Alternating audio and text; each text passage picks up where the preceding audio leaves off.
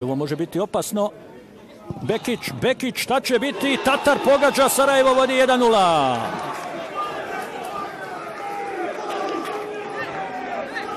Deveto gola u ovoj sezoni. Gledamo još jednom, Velkovski ubacuje Bekić. Za kratko je to izbacio Luka Bilobrka.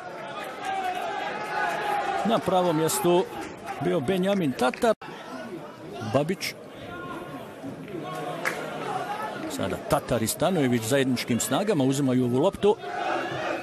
Sada nema ofsajd pozicije. Ahmetović, Hebibović je sam na drugoj strani. Lopta prema Hebiboviću, šta će biti? 2:0.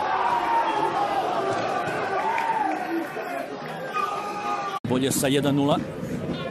Evo sada Ahmetovića, nema ofsajd pozicije. Ahmetović, ostao je na nogama. Ahmetović, 3:0. I na vrhu liste strijelaca vidjeli ste trenutak u kojem je upućena lopta i onda je izdržao ovaj duel sa Hrkačem, namjestio se, pogledao gdje je Bilobrk i pogodio za 0:3 u 70. minutu.